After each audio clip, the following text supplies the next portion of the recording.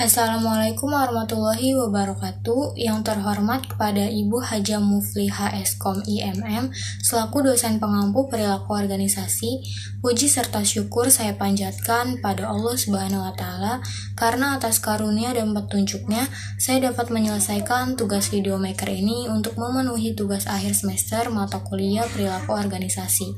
Perkenalkan, nama saya Putri Anggraini. Saya akan membahas materi tentang persepsi.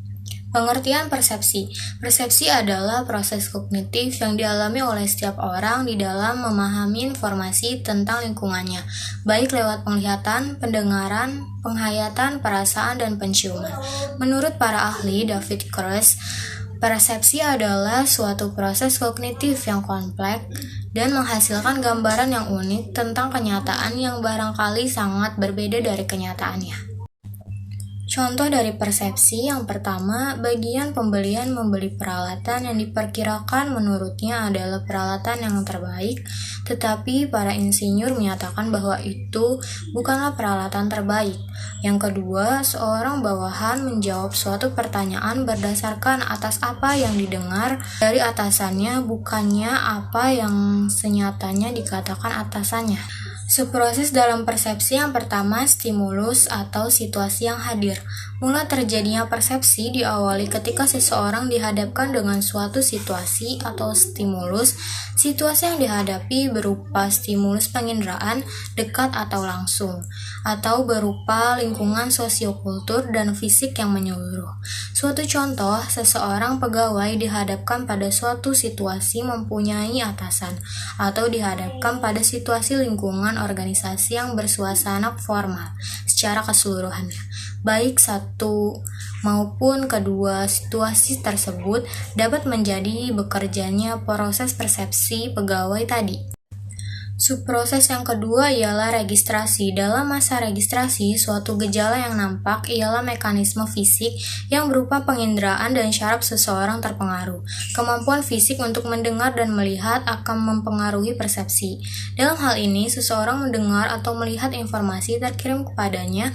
Setelah informasi sampai pada seseorang, subproses berikut yang bekerja ialah interprestasi. Yang ketiga, interprestasi. Interprestasi merupakan suatu aspek kognitif dari persepsi yang amat penting. Proses interprestasi ini bergantung pada cara pendalaman learning, motivasi, dan kepribadian seseorang. Pendalaman motivasi dan kepribadian seseorang akan berbeda dengan orang lain. Oleh karena itu, interpretasi terhadap suatu informasi yang sama akan berbeda antara satu orang dengan orang lain. Disinilah letak sumber perbedaan pertama dari persepsi. Dan itulah sebabnya mengapa interpretasi merupakan subproses yang sangat penting. Yang selanjutnya ada umpan balik feedback. Subproses ini dapat mempengaruhi persepsi seseorang. Sebagai contoh, seorang karyawan melaporkan hasil kerjanya kepada atasannya, kemudian mendapat umpan balik dengan melihat raut muka atasannya.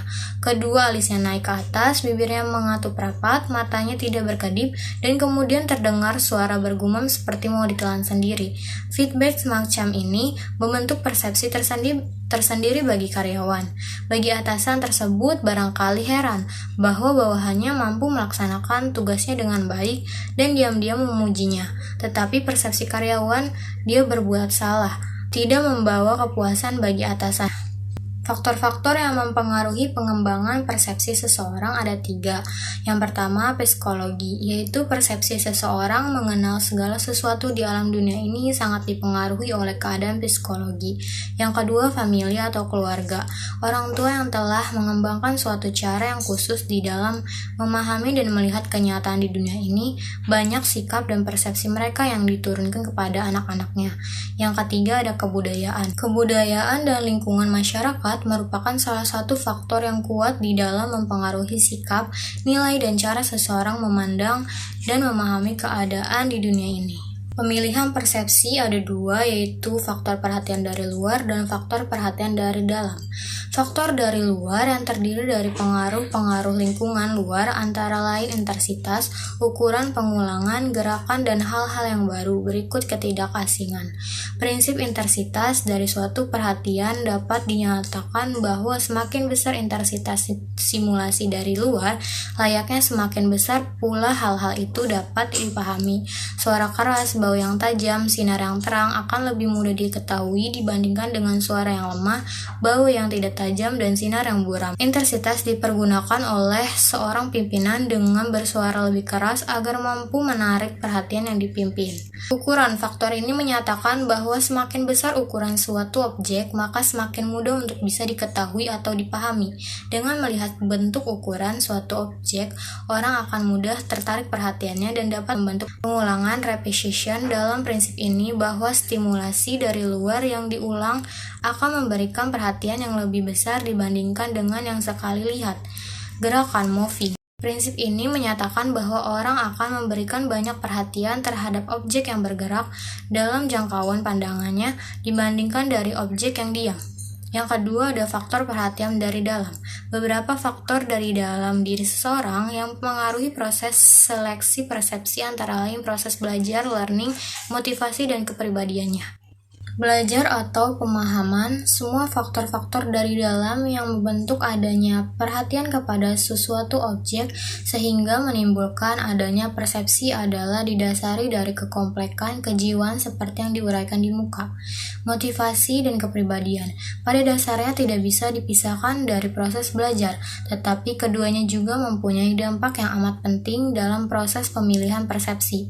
Untuk menjelaskan aspek motivasi dalam hubungannya dengan proses seleksi persepsi tersebut, contohnya orang yang membutuhkan makanan, maka setiap pembicaraan, penyebutan, atau pembawaan mengenai segala jenis makanan akan merangsang perhatian dan minat orang.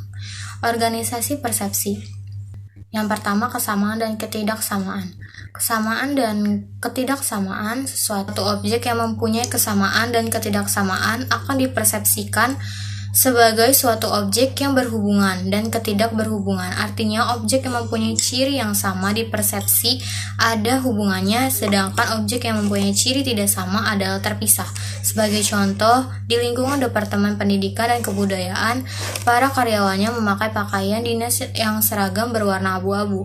Para pedagang dan kelompok masyarakat lainnya akan mengenal jika ada orang yang dengan pakaian dinas abu-abu membeli rokok di toko pedagang tersebut, maka persepsi pedagang rokok tersebut pastilah pegawai yang bersangkutan adalah pegawai Dekdikbud. Yang kedua, kedekatan dalam ruang. Objek atau peristiwa yang dilihat oleh orang karena adanya kedekatan dalam ruang tertentu akan dengan mudah diartikan sebagai objek atau peristiwa yang ada hubungannya. Seorang laki-laki, seorang wanita, dan dua orang anak berdiri bersama-sama di perhentian bis kota akan disangka mereka berfamili sedang menunggu bis. Yang ketiga, kedekatan dalam waktu. Objek atau peristiwa yang dilihat sebagai hal yang mempunyai hubungan karena adanya kedekatan atau kesamaan dalam waktu. Sebagai contoh, jika ada 2 atau 3 pemimpin nasional meninggal bersama-sama dalam waktu yang sangat dekat sekali, maka timbul desas-desus terjadinya suatu persengkongkolan. Persepsi sosial. Persepsi sosial adalah berhubungan secara langsung dengan bagaimana seseorang individu melihat dan memahami orang lain. Itu contoh, pemimpin akan melihat dan menilai stafnya, staf melihat dan menilai atasannya, pengawas menilai yang diawasi, sebaliknya, diawasi menilai pula pengawasnya. Guru menilai murid dan murid juga menilai guru. Proses menilai atau melihat diri orang lain seperti yang dikemukakan ke atas dinamakan persepsi sosial. Persepsi sosial ialah faktor psikologi dan kepribadian. Atribusi.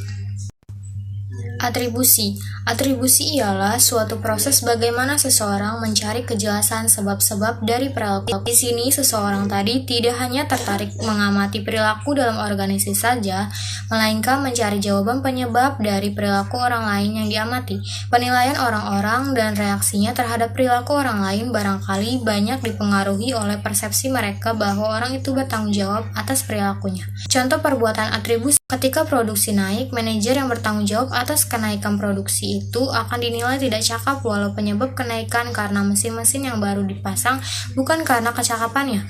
Seorang guru rawat yang memecahkan botol-botol obat yang dibawa karena terpleset ke lantai licin yang baru dipel bisa dimaafkan, dan barangkali dia bisa dipecat jika pecahan botolnya karena kesengajaan. Kesimpulan, persepsi pada hakikatnya adalah proses kognitif yang dialami oleh setiap orang di dalam memahami informasi tentang lingkungannya.